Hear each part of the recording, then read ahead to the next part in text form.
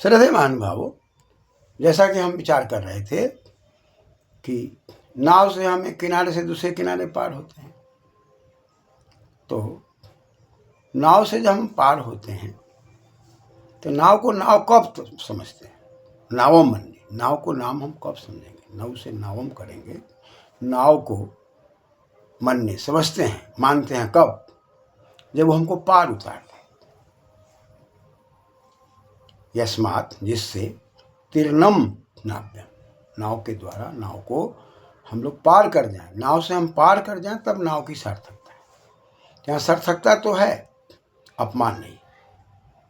तो ऐसी परिस्थिति में नावम मनने का प्रयोग यदि हो रहा है तो द्वितीया में हो रहा है, क्योंकि यहाँ पर अप्राणीवाची तो है लेकिन अपमान नहीं है, तो द्वितीया का ही प्रयोग हो रहा है। काकम प्राणीवाची तो है, इसमें द्वितीया का प्रयोग हो रहा है। श्रीगालम में द्वितीया का प्रयोग, हम तो हम श्रीगालम मनने, तो यहाँ तो अपमान है लेकिन ये प्राणीवाची। लेकिन व्यवस्थित विभाषा में हम जो बात करते हैं उसमें जो चीज़ जिसके लिए है वह व्यवस्थित है। नाव तैरने के लिए, चलने के लिए वो व्यवस्थित है, लेकिन हम स्वानम का प्रयोग कर रहे हैं, और स्वानम प्राणीवाची तो है, अनादर भी हम कर रहे हैं, लेकिन अप्राणीवाची से चतुर्थी की बात कही जा रही है, लेकिन ये अव्यवस्थित है। ये बात सही नहीं है, अपमानजनक बात है और अव्यवस्था है। इस अव्यवस्था के कारण इसमें विकल्प से चतुर्थी की भी बात दिखाई पड़ती है। इसलिए अहम त्वाम सुनम मनने या शून्य मनने, चतुर्थी की भी बात हो रही है। अतः इसमें हमको यही समझ लेना है कि मन कर्मण्य नादरे विभाषा प्राणेषु, इस सूत्र पर यदि हम विचार करते हैं तो कहीं प्राणीवाची है, कहीं प्राणीवाची नहीं है, कहीं आदर है, कहीं आदर नहीं है, कहीं अनादर है। अब ऐसी परिस्थिति में हम कहते हैं कि हम काष्ठम उलूखलम मनने, मैं काठ को मुसल मान रहा हूँ, उखल मान रहा हूँ, मुसलम मनने, उलूखलम मनने, तो काठ से तो बनता ही है भाई। तो मानने की बात तो है कि काठ ही उखल का स्वरूप है, लेकिन थोड़ी सी आकृति बदल जाने से ऐसी हो गई, लेकिन वह अप्राणीवाची है, लेकिन अनादर नहीं है। इसलिए यहाँ पर चतुर्थी की बात नहीं कही जा रही। दृश्यदम की जो बात आ रही है, लोढ़िया सिलौट की जो बात आ रही है, सिलौटा की जो बात आ रही है, वह दृश्यद जो सिलौटा है, टुकड़ा है, वो आसमानम से ही बना हुआ है, पत्थर से ही बना हुआ है। इसलिए पत्थर को ही हम सिलौटा का आकृति दे करके सिलौटा कह रहे हैं। इसलिए ऐसी परिस्थिति में अनादर नहीं है, अप्राणीवाची है। अतः अप्राणीवाची होने पर भी अनादर न होने के कारण यहाँ पर द्वितीया का विधान है मन कर्मण्य में, लेकिन मनवे में नहीं है। वहाँ हम यदि विकरण यह नहीं लेते हैं तब ऐसी बात नहीं है, तब तो द्वितीया ही रखना होगा। मन्य का यह विकरण यदि है तब हमको चतुर्थी भी और द्वितीया की भी बात कही जा रही है। इसलिए अहम त्वाम बुषम मनने, अहम त्वाम तृणम मनने, अहम त्वाम बुषाय मनने, अहम त्वाम तृणाय मनने, ये सब दिखाई पड़ता है। लेकिन मन विकरण के कारण चतुर्थी की बात आ रही है, मनवे के कारण, उविकरण के कारण चतुर्थी की बात नहीं आ रही है। अहम त्वाम तृणम मनवे, विकरण बदल गया तो नहीं आ रही है। लेकिन अनादर है तब, यदि अनादर नहीं है तब क्या है भाई? अहम त्वाम तीर्णम चिंतयामि, मैं समझता हूँ कि तुम तीर्ण हो, घास हो। यहाँ तो अनादर है, तीर्णम भी है, लेकिन यहाँ मन धातु का प्रयोग नहीं है, चिंतयामि की बात आ रही है। तो चिंतयामि की जब बात आ रही है, मन की बात नहीं आ रही है, तो अभी यहाँ पर द्वितीया की बात तो चलेगी, यह विकरण न होने के कारण यहाँ पर चतुर्थी की बात नहीं चलेगी।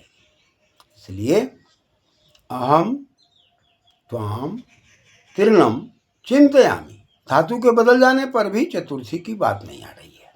अतः मन धातु के प्रयोग होने से और प्राणी होने से, अनादर होने से चतुर्थी और द्वितीया दोनों की बात आ रही है। विकल्प से चतुर्थी की बात आ रही है, बाकी में द्वितीया की बात आ रही है। और प्राणीवाची होने से, अनादर होने पर भी द्वितीया की बात आ रही है। लेकिन एक पक्ष में अहम त्वाम सुनम मन्ने, अहम त्वाम सुने मन्ने, यहाँ पर चतुर्थी और द्वितीया की भी बात हो रही है। तो यहाँ अव्यवस्थित विभाषा है, व्यवस्थित विभाषा नहीं है। व्यवस्थित विभाषा का मतलब है कि एक नियम के अनुसार अन्न को हम खाते तो हैं, लेकिन सुव्यवस्थित करके खाते, वो व्यवस्थित है। अन्न को हम जैसे तैसे नहीं खाते।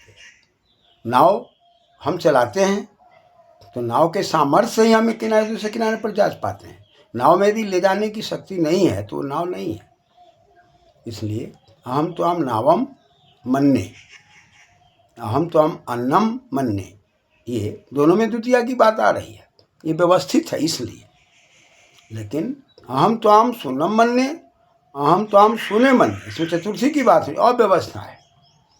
तो प्राणी होते हुए भी व्यवस्था यदि ठीक नहीं है, किसी को घोर अपमान करते हुए और व्यवस्थित ढंग से बात ना कर रहे, तो ऐसी परिस्थिति में चतुर्थी की बात कही गई है, ये हमको समझना चाहिए। इसलिए सूत्रकार मन कर्मण्य नादरे विभाषा प्राणीषु, कहीं पर मन्यस्य कर्म मन कर्म कह रहा है, कहीं मन्यते कर्म मन कर्म तस्मिन मन कर्म नहीं कह रहा है। यानी कि मन का कर्म से संयोग होगा और प्राणी का बोध नहीं होगा।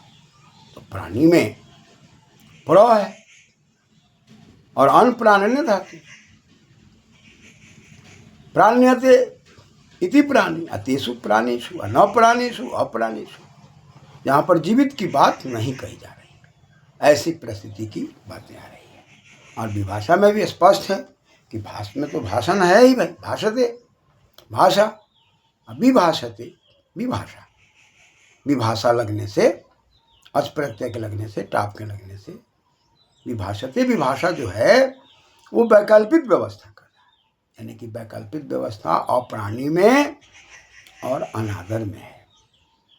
और यदि प्राणी है और अनादर है तब भी चतुर्थी की बात यदि कही जा रही है तो अव्यवस्था में, व्यवस्था में नहीं।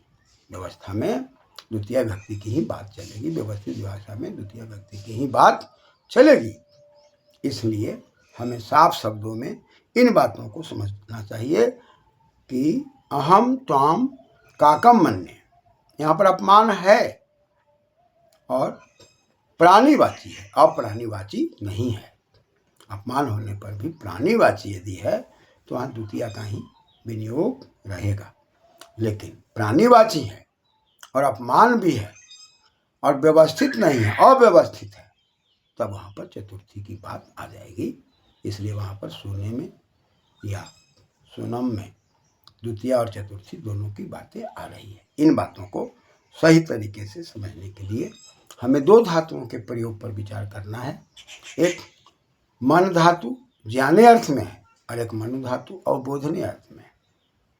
अब अवबोधन अर्थ में जो मन धातु है उसमें ऊ करेंगे तो मनु हो जाएगा, और फिर हम ऊ को यदि व कर देते हैं और फिर इंग होने के कारण वहाँ पर हम ड का नकार, नकार का डकार, ये सब जो करते हैं तो उसके अंदर आत्मनेपदी में तो आताम झ खास थम धम ईड वही महिंग का प्रयोग करते हैं, ईट का प्रयोग करते हैं। यानी तो वहाँ औई मिल करके ये मन्नवे बना सकते हैं उच्चारण के रूप में। लेकिन मन्नवे के प्रयोग में चतुर्थी की बात नहीं है। चतुर्थी की बात तभी है जब मन्ने का प्रयोग उत्तम पुरुष में है। इसलिए अहम त्वाम तृणम मन्ने, अहम त्वाम तृणाय मन्ने। लेकिन एक बात ये समझनी है कि त्वम में जो त्वाम का प्रयोग है, द्वितीया का प्रयोग है, यहाँ पर चतुर्थी का प्रयोग क्यों नहीं हो सकता? तुमको तो स्पष्ट है कि ये कर्म है, तो कर्म में मन के कारण द्वितीया है, इसमें चतुर्थी की बात नहीं होगी। क्योंकि यहाँ पर जो शब्द आ रहा है त्वाम, युष्मत शब्द का जो प्रयोग हो रहा है, और युष्मत शब्द के प्रयोग में हम लोग क्या देख रहे हैं कि त्वाम का ही प्रयोग हो रहा है, त्वाम का चतुर्थी में प्रयोग नहीं हो रहा है। यह ऐसा क्यों हो रहा है? तो महाभाष्यकार के, काशिकाकार के इस व्यवस्था को देखने से स्पष्ट होता है कि यहाँ त्वाम जो है प्राणी के लिए कहा जाए और प्राणी के लिए नहीं कहा जाए। और प्राणी के लिए है तो व्यवस्थित है, अव्यवस्थित नहीं है। जब अव्यवस्थित विभाषा नहीं है तो यहाँ पर चतुर्थी की बात नहीं होगी, ये हमको समझना है। धन्यवाद।